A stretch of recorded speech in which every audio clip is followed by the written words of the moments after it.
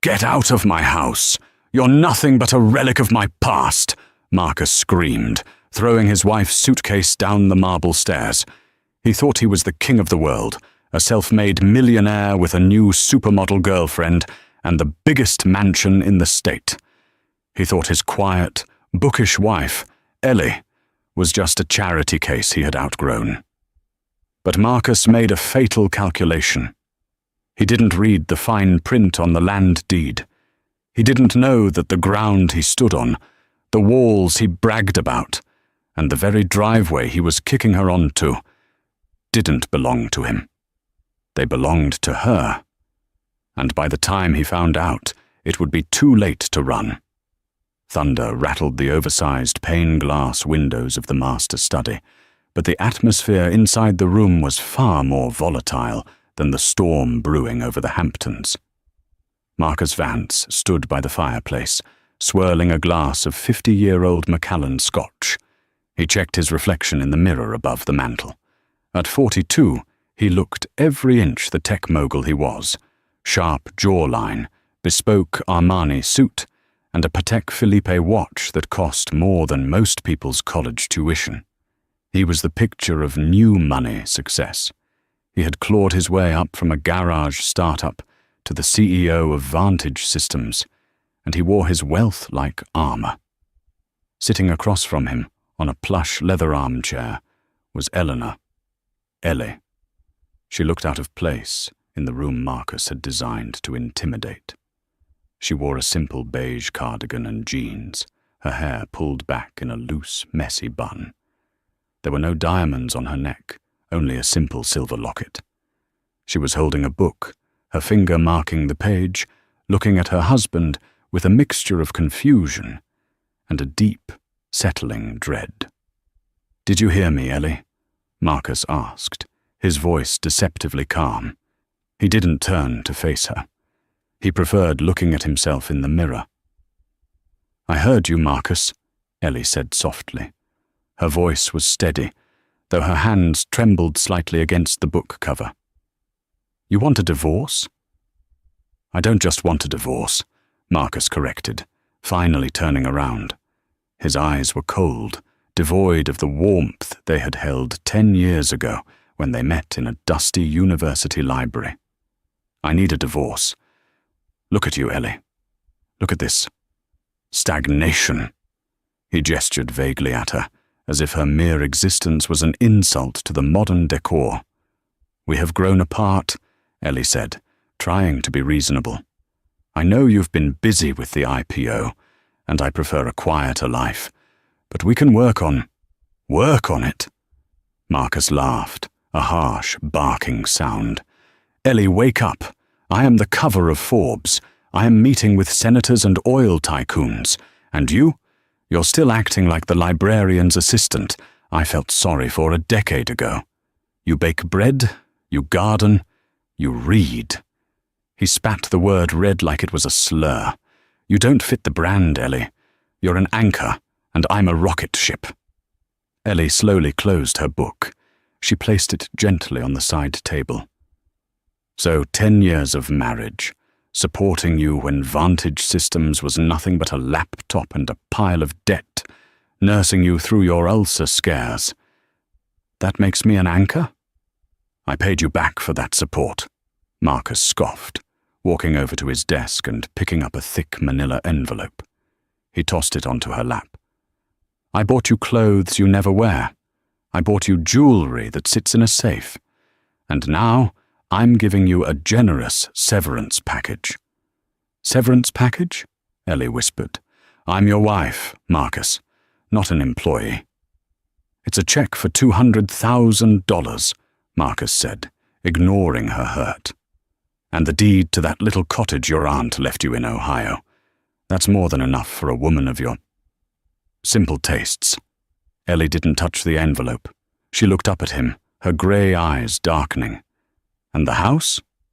This estate?" Marcus smirked, spreading his arms wide. "The Vance Manor stays with the Vans, obviously. I bought this place. I paid for the renovations. I built the East Wing. This is my legacy." Ellie stood up slowly. She was shorter than him, but for a second she seemed to loom large in the dim light. Marcus, you need to be very careful about what you do next. You think you know everything about our finances, about this property. But you don't. Marcus rolled his eyes. Don't start with your cryptic nonsense. My lawyers drew up the prenup. Everything I acquired during the marriage is mine because you made zero financial contribution. You signed it, Ellie. Remember? I remember signing a document you put in front of me because I trusted you, Ellie said. But there are things about this land. Stop! Marcus slammed his hand on the desk. I am done listening to you. I have guests arriving in an hour. Important guests. I want you packed and gone before the first car pulls into the driveway. Gone? Ellie blinked. Tonight? In this storm? Call an Uber. Take the SUV to the gate. I don't care. Marcus sneered. Just get out. I have a life to live, and it starts the second you walk out that door. Ellie stared at him for a long, heavy silence. She saw the man she had loved, the man she had secretly protected from bankruptcy 3 times without him ever knowing, and saw that he was truly gone. In his place was a monster made of ego and greed. Okay, Ellie said quietly. I'll pack. Marcus looked surprised she gave in so easily. He expected screaming, crying, begging. Her calm unsettled him, but he brushed it off. She knows she's beaten, he thought. She knows she's nothing without me. Good, Marcus grunted, turning back to his scotch. Take only what you came with. I don't want you looting the place. Ellie walked to the door, her hand on the brass handle. She paused. I hope you enjoy the house, Marcus, while it lasts. She closed the door softly. Marcus chuckled, taking a sip of the amber liquid. While it lasts? It's going to last forever, darling. It's my kingdom. He checked his watch. Jessica would be here in 20 minutes. He needed to make sure the old debris was cleared out before the new centerpiece arrived. Ellie moved mechanically through the massive walk-in closet in the master bedroom. It was a space larger than her first apartment. On the left were Marcus's rows of Italian suits. On the right, her modest collection of dresses and sweaters. She pulled down a vintage leather suitcase, the same one she had brought with her when they moved here 5 years ago. She didn't pack the diamond earrings or the Cartier watch. She packed her wool sweaters, her worn-in jeans, 3 of her favorite first-edition novels, and a small wooden jewelry box that had belonged to her grandmother. She heard the roar of an engine outside. Not just any engine, the distinct, aggressive growl of a Porsche 911 GT3. Ellie walked to the window. The rain was lashing against the glass, blurring the world outside, but the headlights cut through the gloom. A bright yellow sports car screeched to a halt right in front of the fountain, a fountain Ellie had personally designed. The driver's door opened, and a long leg clad in a red-bottomed Christian Louboutin heel stepped into a puddle. It was Jessica Thorne. Ellie knew who she was. Everyone knew. Jessica was 24, an influencer and aspiring actress who had been clinging to Marcus's arm at charity galas for the past 6 months. Marcus claimed she was a brand ambassador for Vantage Systems. Ellie wasn't stupid. She just hadn't realized Marcus was bold enough to bring her here, to their home, before the divorce papers were even dry. The front door slammed downstairs. The sound of high heels clicking on the marble floor echoed up the grand staircase. Marcus, baby, it is absolutely pouring out there. Jessica's voice was high, shrill and demanding. I've got a towel, darling. Come here. Marcus's voice drifted up, dripping with an affection he hadn't shown Ellie in years. Ellie zipped up her suitcase. Her heart pounded, not with heartbreak, but with a cold, simmering anger. She grabbed the handle and walked out of the bedroom, reaching the top of the stairs just as Marcus and Jessica were embracing in the foyer. Jessica was wearing a skin-tight red dress that left little to the imagination. She was undeniably beautiful, in a manufactured, glossy way. She pulled back from Marcus and looked up, her eyes locking onto Ellie. A smirk curled on Jessica's red lips. She didn't look ashamed. She looked triumphant. "Oh," Jessica said, feigning surprise. "Is the help still here?" Marcus laughed. He actually laughed. "She's just leaving, Jess. Don't worry." Ellie descended the stairs, one step at a time. The heavy thud of her boots was the only sound in the cavernous hall. She stopped 3 steps from the bottom, looking down at them. "Hello, Jessica," Ellie said. "I see you didn't waste any time." Jessica tossed her blonde extensions over her shoulder. "Life moves fast, sweetie. You have to keep up or you get left behind. Marcus told me you were quaint. But seeing you in that sweater? You look like you're ready for a retirement home, not a mansion." "This house requires a lot of upkeep," Ellie said, her voice flat. "It respects history. It respects class, something neither of you seems to possess." Marcus's face turned red. "Watch your mouth, Ellie. You're a guest in my house now, a deeply unwelcome one." "Your house," Ellie repeated, a dry smile touching her lips. "You keep saying that." "Because it is," Marcus shouted, losing his temper. He marched over, grabbed Ellie's suitcase from her hand, and dragged it to the front door. He opened the heavy oak double doors, letting the wind and rain swirl into the pristine foyer. He threw the suitcase out. It landed with a wet thud on the driveway, soaking instantly in the torrential downpour. "Get out!" Marcus roared, pointing into the storm. "Take your trash and go back to whatever hole you crawled out of." Jessica giggled, clinging to Marcus's arm. "Yeah, go back to the library."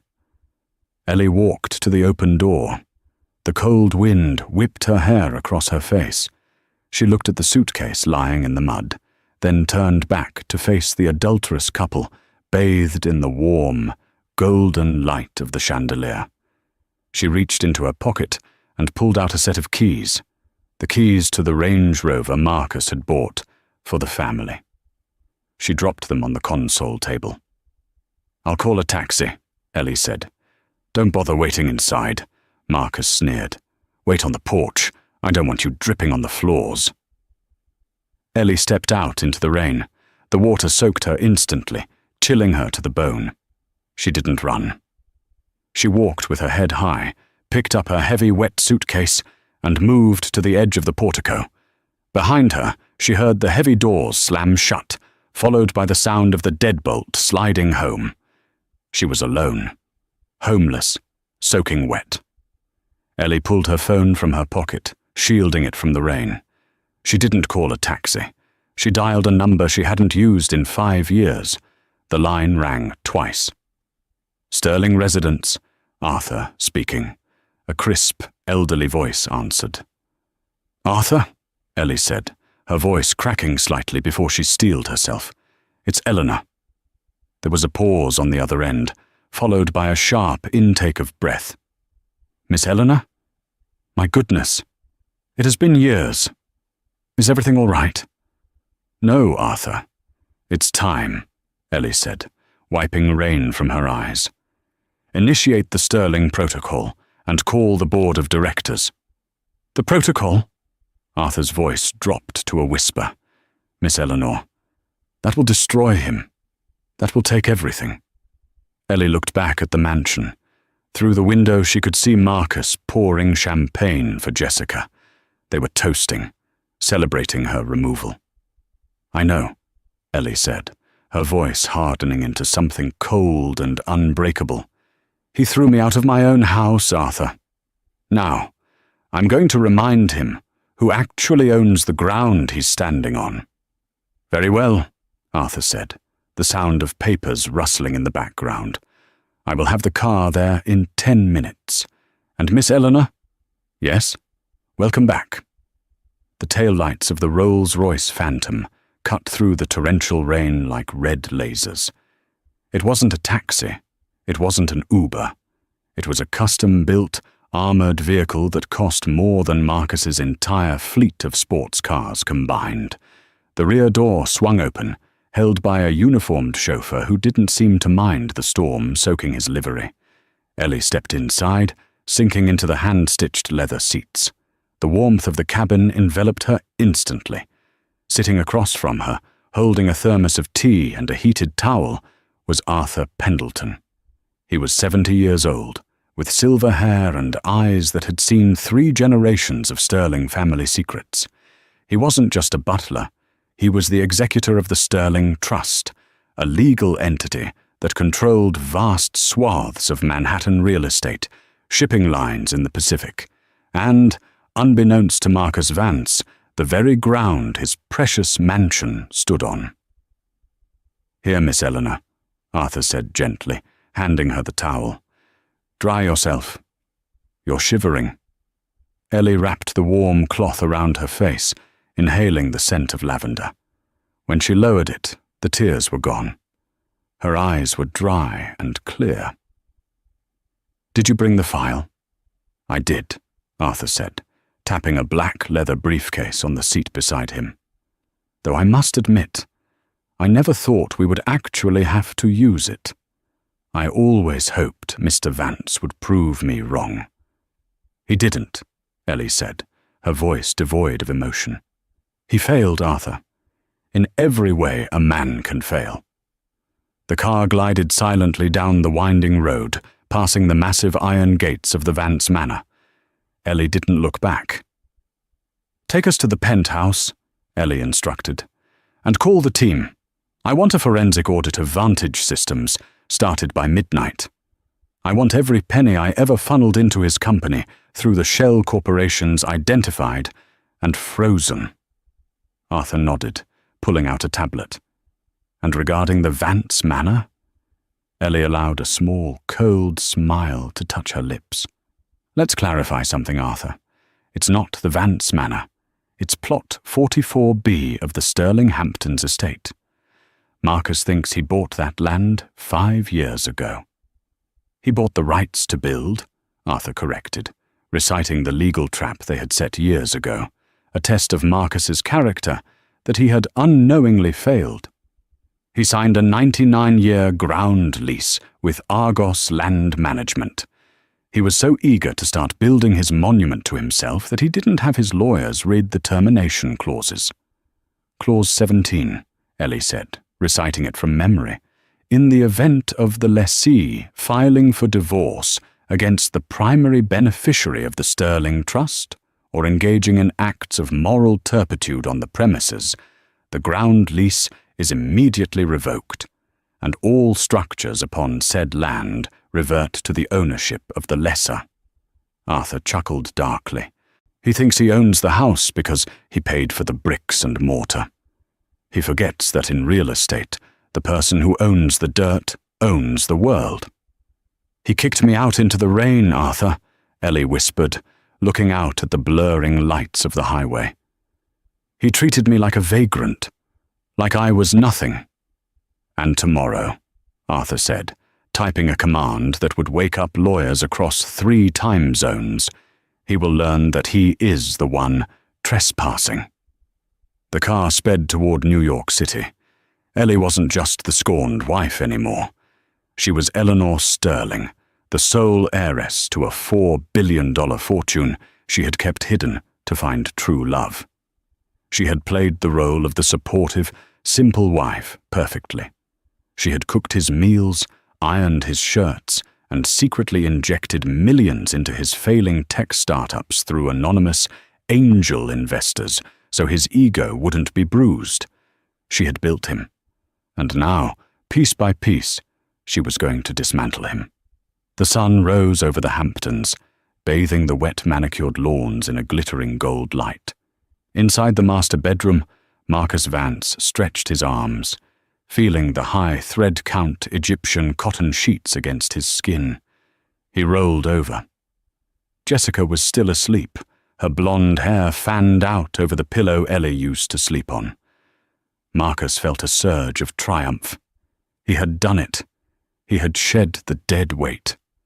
No more boring dinners, no more lectures about humility, no more Ellie. He was free. He slipped out of bed, put on his silk robe, and walked out onto the balcony. He looked out over his domain, the 10-acre estate, the infinity pool, the tennis courts, the garage housing his Ferraris. All mine, he murmured, sipping the espresso he had made from the machine in the bedroom. He frowned. Usually, by 8 a.m., the house was buzzing with staff. The scent of fresh pastries should be wafting up from the kitchen. The pool boy should be skimming leaves. Whatever. They were probably terrified of him after his shouting match last night. Good. Fear motivated people. Marcus walked downstairs, expecting to find breakfast laid out on the kitchen island. The kitchen was empty. Not just empty of people, empty of things. The counters were bare. The silver fruit bowl was gone. The coffee maker was unplugged. "Hello?" Marcus called out. "Greta, Chef Marco." Silence. He walked into the hallway. The fresh flowers that were usually changed daily were missing. The vase was gone. He walked into the living room. The curtains were drawn. On the center table in the foyer, where he had thrown the keys at Ellie the night before, sat a single white envelope. It wasn't a handwritten note. It was a formal document, thick and heavy. Marcus ripped it open. Inside was a letter on thick, cream-colored stationery, embossed with a logo he didn't recognize. Argos Land Management. He scanned the text, confusing, clouding his mind. "Dear Mr. Vance, pursuant to Section 4, Paragraph B of your ground lease agreement dated September 12th, 2019, we are hereby notifying you of a material breach of contract. The lease for the land situated at 108 Ocean Drive is hereby terminated effective immediately. As per the reversion clause, all improvements, structures, and fixtures attached to the land are now the legal property of the lessor. You have 48 hours to vacate the premises. Failure to comply will result in the removal of trespassers by private security." Sincerely, the legal department, Marcus stared at the paper. Then he burst out laughing. "Scammers," he muttered, crumbling the paper into a ball and throwing it on the floor. "Probably some phishing attempt. Argos Land Management? I own this place." He pulled out his phone to call his lawyer, loud enough to wake Jessica. "Dave!" Marcus shouted into the phone. "I just got some joke letter about a ground lease. Who the hell is Argos Land Management?" There was a long silence on the other end. "Dave? You there?" "Marcus." Dave's voice was shaky.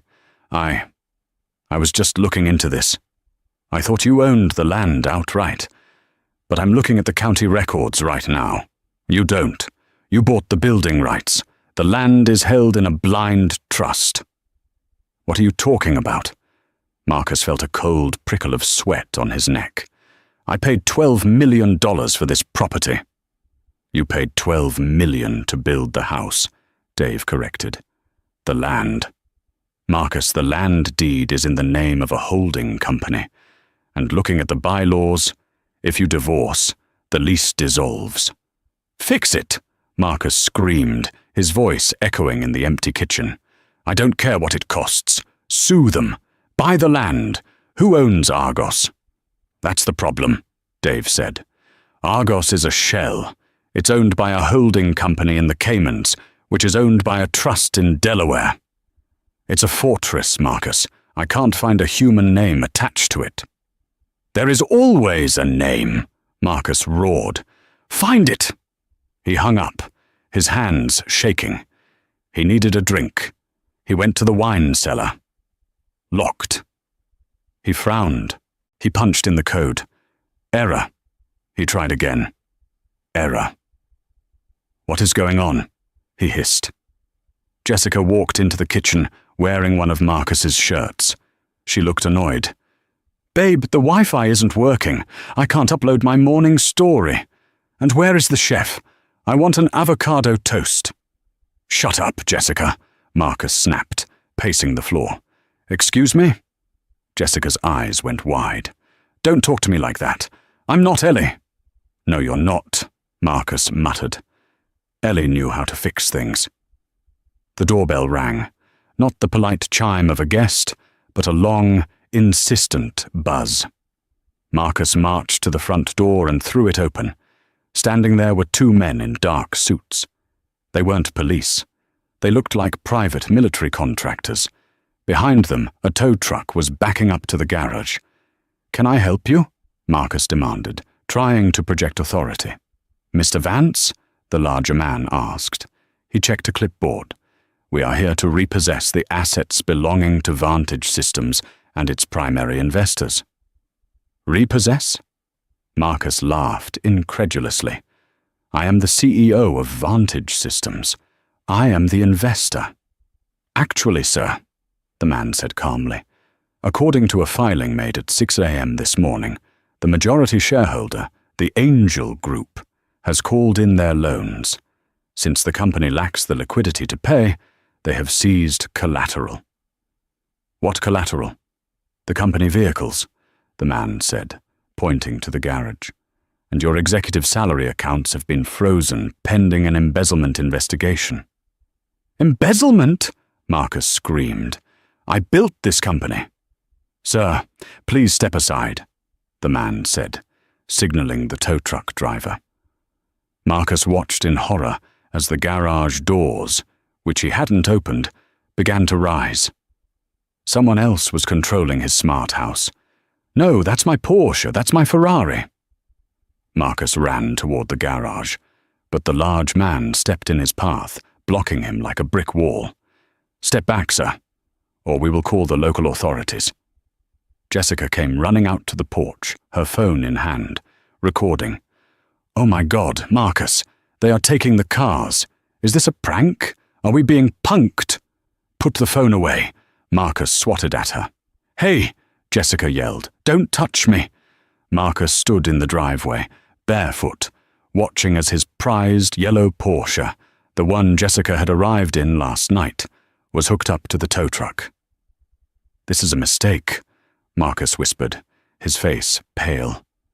"This is a massive clerical error. I'm going to sue everyone. I'm going to ruin everyone." But deep down, a terrifying thought began to take root. The land lease, the frozen accounts, the smart house turning against him. It was coordinated. It was precise. It was personal. Who had the power to do this? He thought of Ellie. Quiet, mousy Ellie with her books and her knitting. No, impossible. She was probably crying in a motel room right now. She didn't have the teeth for this. His phone buzzed. A text from Dave, his lawyer. "Marcus, I found the name behind Argos Land Management. You need to sit down."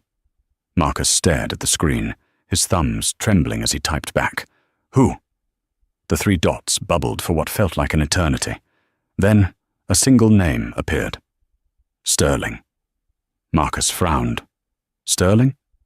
Like the Sterling family? The old money dynasty that owned half of Manhattan? What did they have to do with him? Then another text from Dave. I looked into Eleanor's maiden name. On our marriage license, she put Eleanor S. Vance. We never asked what the S stood for. The blood drained from Marcus's face so fast he nearly fainted. He dropped the phone on the wet pavement. Eleanor Sterling.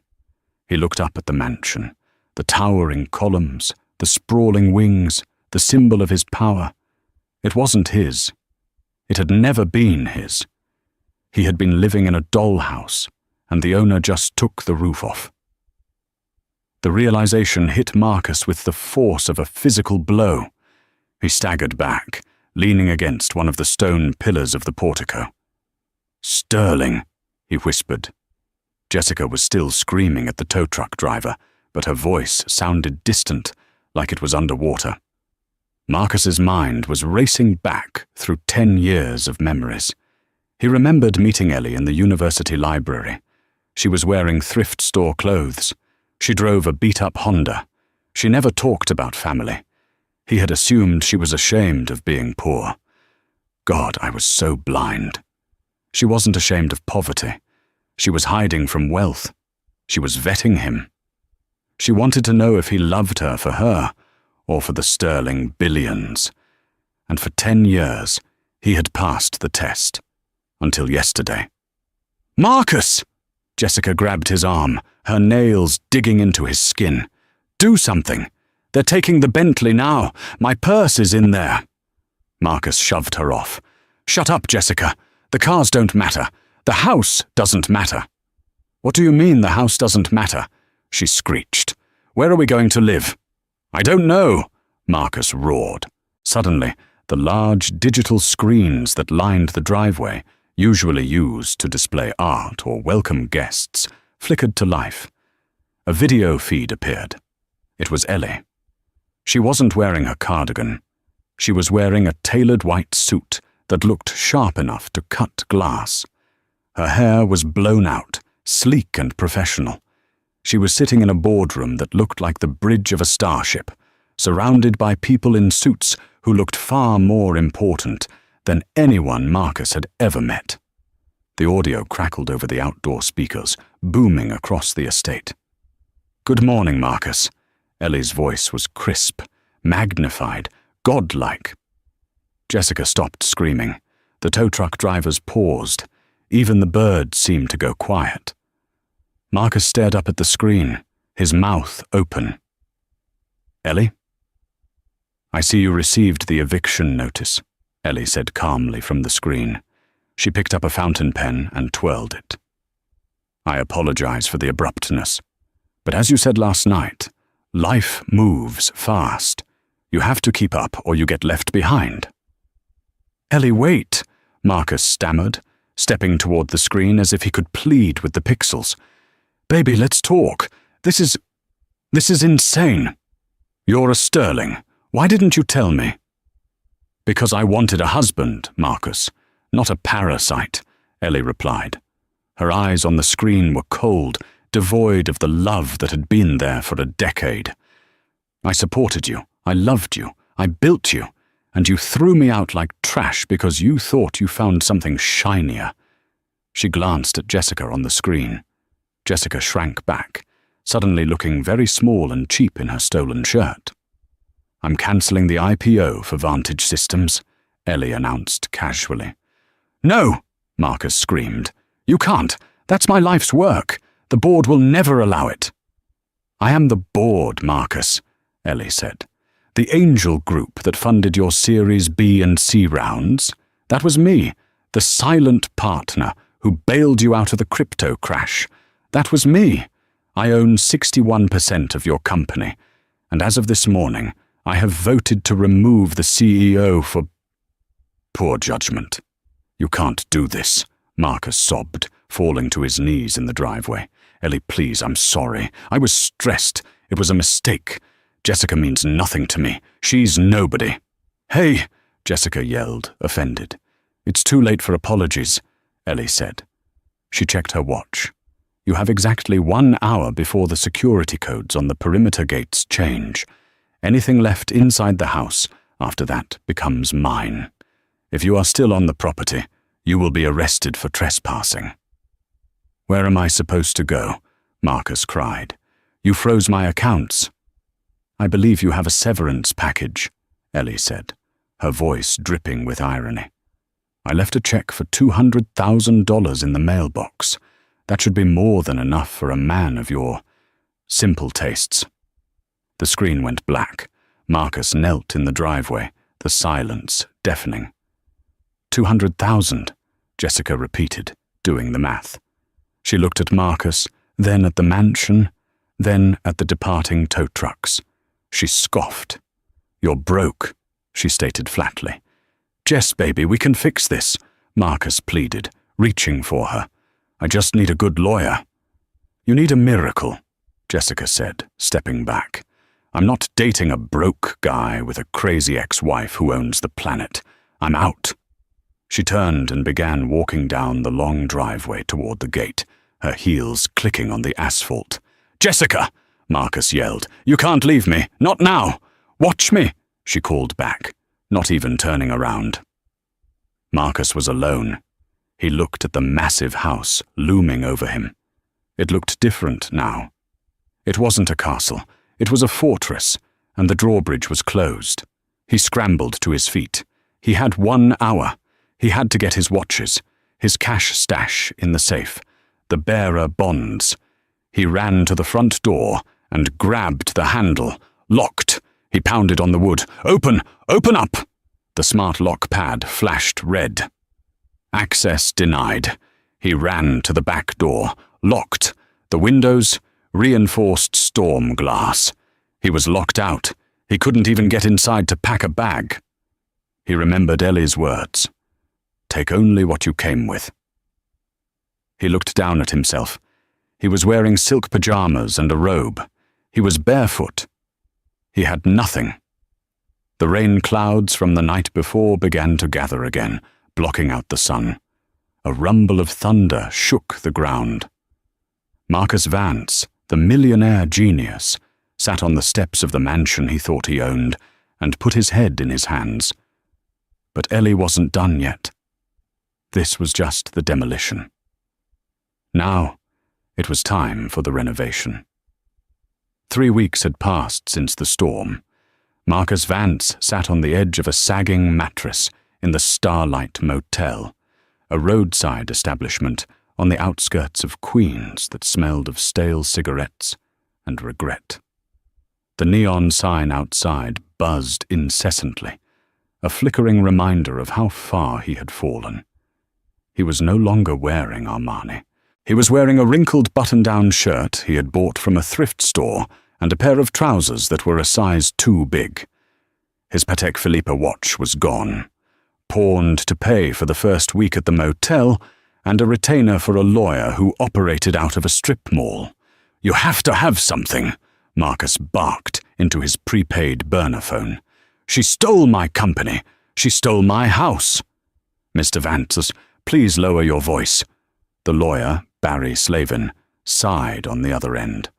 Barry was cheap, sweaty, and the only attorney in New York who hadn't hung up the moment they heard the name Sterling. "I've looked into the filings. It's ironclad. The company bylaws gave the majority shareholder the right to dismiss the CEO without cause if the company's valuation dropped. And when the news of your eviction hit the tabloids, Vantage Systems stock plummeted 14%. "Because of her!" Marcus screamed, pacing the small stained carpet. "She manipulated the market." "Proving that is impossible," Barry said. "And the Angel Group, that's her. She essentially fired you from her own company. As for the house, you signed the ground lease, Marcus. I read it. It's a standard reversionary interest clause used by old money families to keep outsiders from claiming their land. You walked right into it." "So I get nothing?" Marcus whispered, his voice trembling with rage. 10 years. I gave her 10 years. "You have the severance check," Barry suggested. 200,000. That's not nothing." Marcus looked at the check sitting on the nightstand. It mocked him. It was an insult, a tip left for a bad waiter. "I don't want the scraps," Marcus shouted. "I want my life back. I want to destroy her, Barry. Find me dirt. The Sterlings must have skeletons. Tax evasion? Illegal offshore accounts? Something." "Marcus, listen to me." Barry's voice dropped. "I got a call this morning from a firm called Pendleton and Associates. They politely informed me that if I continue to harass Eleanor Sterling with frivolous motions, they will file a grievance with the Bar Association and have my license revoked. They knew about my previous infractions." Marcus froze. "So you're quitting?" "I'm trying to stay employed," Barry said. "Good luck, Mr. Vance. Don't call me again." The line went dead. Marcus threw the phone against the wall. It shattered, the plastic casing cracking open. He sat in the silence, his breathing heavy. He was alone. Jessica had blocked his number the moment the credit cards were declined. His friends in the Hamptons, the guys he played golf with, the investors he drank scotch with, had ghosted him. It was as if Marcus Vance had never existed. But he still had one card to play. He remembered something. Years ago, Ellie had a private safe in the guest cottage, the one place on the estate Marcus rarely visited. She kept sentimental things there. He remembered seeing a blue file once. She had closed the safe quickly when he walked in. If she was a sterling, maybe that file contained the family secrets, the leverage he needed. He couldn't get into the main mansion. It was a fortress now. But the guest cottage? It was on the edge of the property, near the old service road. It had an old-fashioned key lock, not a smart system. Marcus stood up. A dark, desperate plan formed in his mind. He would break in, he would get the file, and he would burn her empire to the ground. He grabbed his coat. He had just enough cash for a train ticket back to the Hamptons. It was time for a homecoming. The night was moonless, offering Marcus the cover he needed. He ditched the taxi a mile from the estate and walked through the woods, his Italian loafers, the last remnant of his old life, sinking into the mud. He reached the perimeter fence. To his surprise, the section near the old oak tree was still damaged from a storm last year. Ellie hadn't fixed it. Careless, he thought with a sneer. He squeezed through the gap, his heart hammering against his ribs. He was on the grounds. His grounds. He crept toward the guest cottage. It was dark. The main mansion, 100 yards away, was ablaze with light. He could see shadows moving in the windows. A party? A meeting? He didn't care. He reached the cottage door. He pulled out a tension wrench and a pick he had bought online. He had spent the last 3 nights watching lock-picking tutorials on YouTube. It took him 10 agonizing minutes, sweat dripping into his eyes. But finally, the lock clicked. He pushed the door open and slipped inside. The cottage smelled of lavender and old paper, Ellie's scent. It made his stomach churn with a mix of nostalgia and hatred. He used his phone flashlight, sweeping the room. There, behind the painting of the lighthouse, was the wall safe. He knew the combination. It was the date they met. 10:04 to 15. His fingers trembled as he punched the numbers. Beep, beep, beep. The light turned green. "Got you," Marcus whispered. He pulled the handle. The heavy steel door swung open. But the safe wasn't full of cash or diamonds. It didn't contain secret offshore bank codes or evidence of crimes. It contained a single thick leather binder. Marcus grabbed it, sitting on the floor to read it under the flashlight beam. He flipped it open. The first page was a document titled Project Vance, Rehabilitation and Support Strategy. Marcus frowned. He turned the page. It was a log, a detailed, dated log of every major success in his career. Entry, March 12, 2018. Marcus is stressed about the payroll for April. He is too proud to ask for a loan. I have instructed Arthur to route $50,000 through the Angel Fund as an anonymous grant for promising tech startups.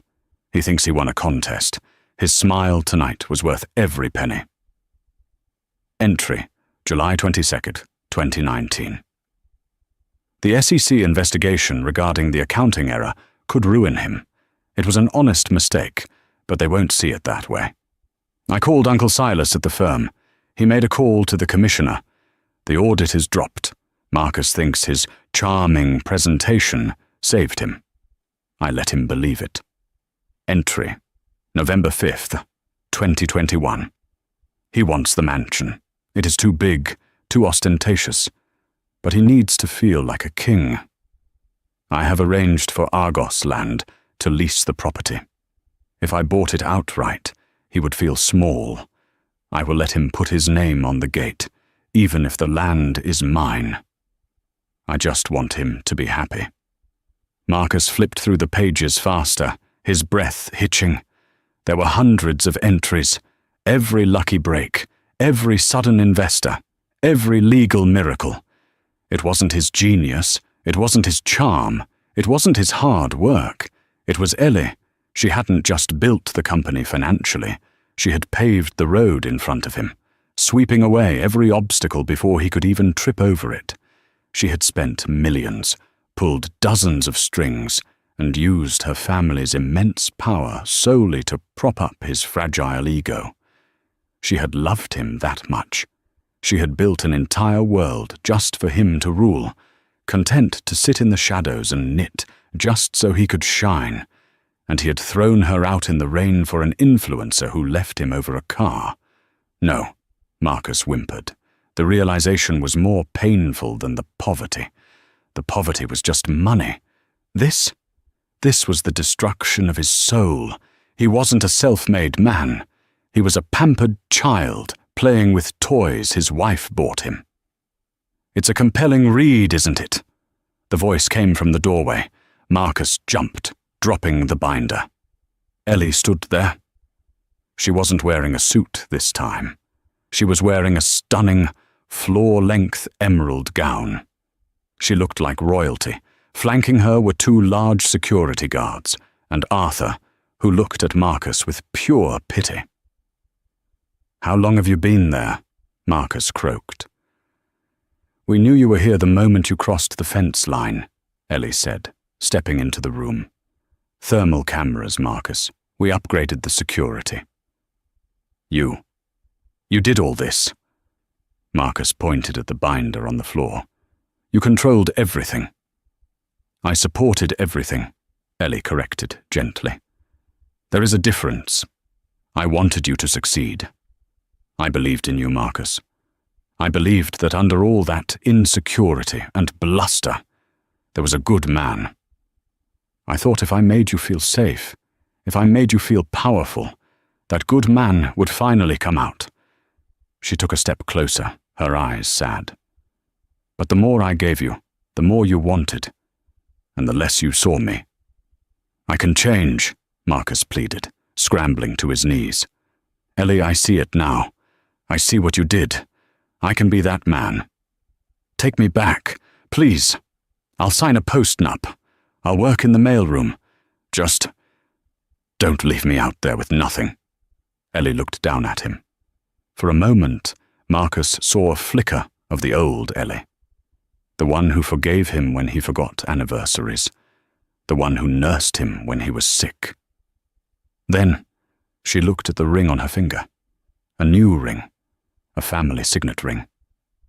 "I can't do that, Marcus," she said softly, "because I finally realized something. You didn't love me. You loved the way I made you feel. You loved the reflection of yourself in my eyes. But now, the mirror is broken." She turned to the guards. "Escort Mr. Vance off the property," she ordered. "And call the police. I want to press charges for breaking and entering." "What? No." Marcus scrambled back. "Ellie, you can't put me in jail. I'm your husband." "Ex-husband," Arthur interjected, stepping forward. "The decree came through this morning. Expedited." "Ellie!" Marcus screamed as the guards grabbed his arms. They hauled him up like a sack of flour. "Wait," Ellie said. The guards paused. Marcus looked at her, hope flaring in his chest. Ellie walked over to the binder on the floor. She picked it up. She looked at it one last time, then tossed it into the lit fireplace. The dry paper caught fire instantly. The record of Marcus's success began to curl and blacken in the flames. "Goodbye, Marcus," she said. She turned and walked out into the night, heading back toward the mansion where a string quartet was playing, leaving Marcus to be dragged into the darkness. 6 months later. The courtroom was packed. It wasn't a divorce hearing this time. It was a criminal trial. State of New York versus Marcus Vance. The charges were severe: embezzlement, corporate fraud, and misappropriation of funds. The forensic audit Ellie had ordered that first night had uncovered everything. In his desperation to keep up his lavish lifestyle during the lean months, Marcus had dipped into the employee pension fund. He had moved money from tax accounts to pay for the Porsche, for the diamonds he bought Jessica, for the trips to St. Bart's. He had thought he could put it back before anyone noticed. But he never did. Marcus stood up as the judge entered. He looked gaunt. His hair was thinning. The public defender beside him looked bored. The judge adjusted his glasses and looked down at Marcus. "Mr. Vance, in light of the overwhelming evidence presented by the prosecution and your own admission of guilt in the plea deal, I am sentencing you to 5 years in a federal correctional facility, followed by 5 years of probation."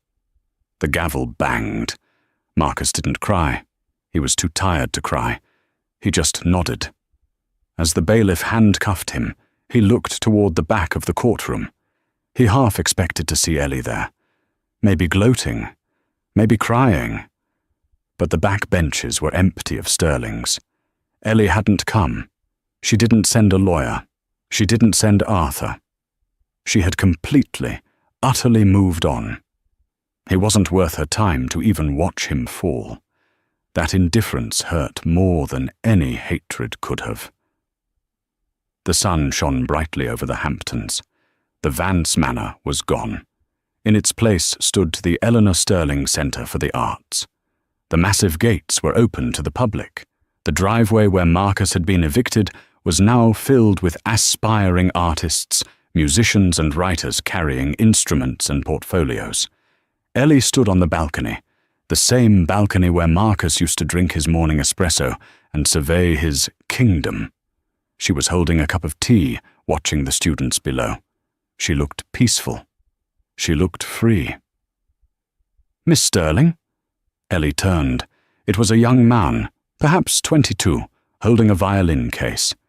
He looked nervous. "Yes?" She smiled. I just wanted to say thank you," the boy stammered. "My scholarship. I wouldn't be here without it.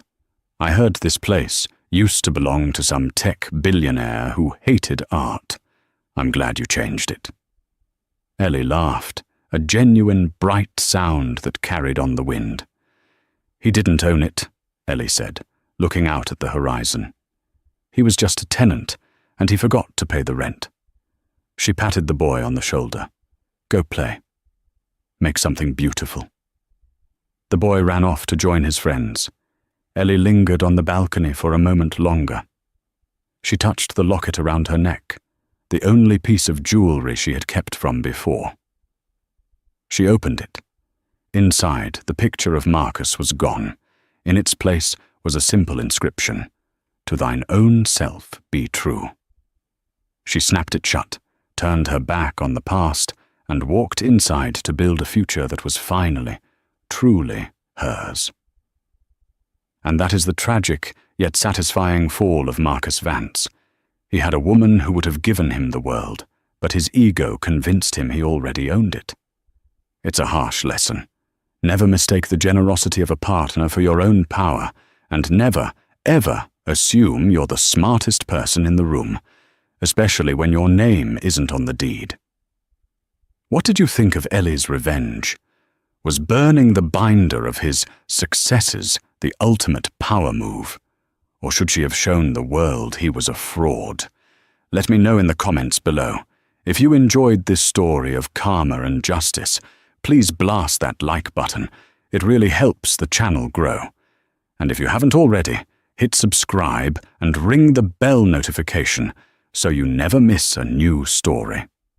We drop new dramas every week. Thanks for watching. And remember, be careful who you step on, because they might just own the ground you're standing on.